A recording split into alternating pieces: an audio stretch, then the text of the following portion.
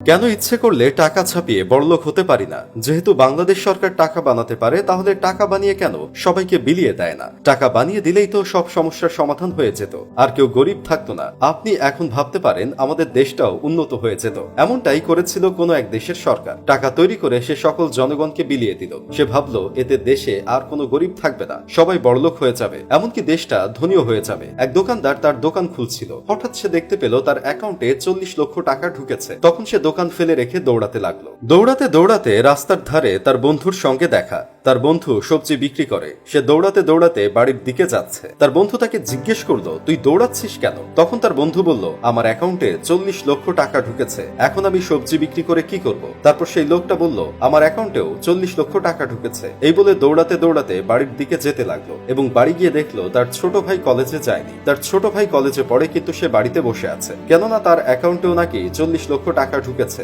সে এখন আর পড়ালেখা করে করবেটা কি? পাশের বাসার একজন টিচার ছিল, সেও পড়াতে যায়নি, কারণ তার অ্যাকাউন্টেও 40 লক্ষ টাকা ঢুকেছে। এখন সে বাচ্চাদের পড়িয়ে করবেটা কি? এরপর কৃষক ধান চাষ বন্ধ করে দিল, কারণ তার অ্যাকাউন্টেও 40 লক্ষ টাকা ঢুকেছে। সবজিওয়ালা সবজি চাষ করা ছেড়ে দিল, কারণ তার অ্যাকাউন্টে 40 লক্ষ টাকা ঢুকেছে। গাড়ির ড্রাইভারও ড্রাইভারের কাজ করা বন্ধ করে দিল, কারণ তার অ্যাকাউন্টে 40 লক্ষ টাকা এসেছে।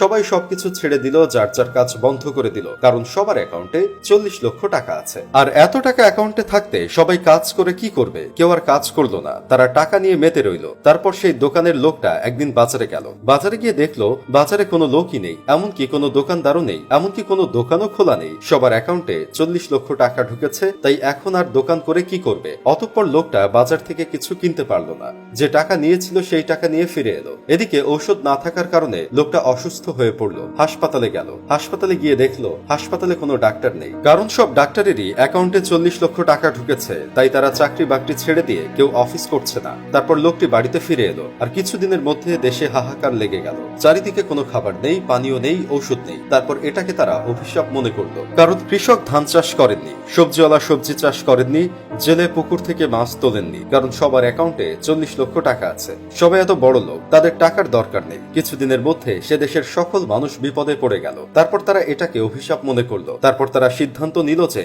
টাকাগুলো সরকারকে ফেরত দেবে। ফেরত দেওয়ার জন্য ব্যাংকে গেল। ব্যাংকে গিয়ে দেখলো ব্যাংকের কর্মচারীরা চাকরি করছে না, কারণ তাদের অ্যাকাউন্টেও 40 লক্ষ করে টাকা আছে, তাই তারা আর অফিস করছে না। তারপর সেই টাকা তারা রাস্তায় ছুড়ে ফেলতে লাগলো আর বলতে লাগলো, আমার সব টাকা নিয়ে যাও, তবু আমায় একটু খাবার দাও, তবে কারো কাছে খাবার দেই। সবারই একই অবস্থা। হাহাকার পড়ে গেল পুরো দেশে। তারপর সবাই মিলে সিদ্ধান্ত নিল, আমরা যে যা করতাম সবাই মিলে আবার আগের মতো কাজ শুরু করব। তারপর আস্তে আস্তে সবাই যার যার মতো করে কাজ করতে শুরু করলো। তারপর দেশটা আগের অবস্থায় ফিরে এলো। যে গল্পটা এখন আপনারা শুনলেন সেটা কাল্পনিক, তবে আমরা অনেকেই গরিব ঘরে জন্মে ভাবিনি যে আল্লাহ তাআলা আমাকে কেন গরিব ঘরে পাঠিয়েছে। যদি কোটিপতির ঘরে জন্ম নিতাম তাহলে জীবনটা কত সুন্দর হতো। একটা কথা মনে রাখবেন, আল্লাহ তাআলা এমনি এমনি আপনাকে সৃষ্টি করেননি। অবশ্যই তিনি আপনার চেয়ে কয়েক সহস্র গুণ বেশি জানেন, আর নিশ্চয়ই আল্লাহ তাআলা উত্তম পরিকল্পনাকারী। তো দর্শক, এই ছিল আজকের ভিডিওটি কেমন লাগলো তা অবশ্যই কমেন্ট করে জানাতে ভুলবেন না। দেখা হবে পরবর্তীতে নতুন কোনো ভিডিওতে। সে পর্যন্ত সবাই ভালো থাকুন, সুস্থ থাকুন। ধন্যবাদ।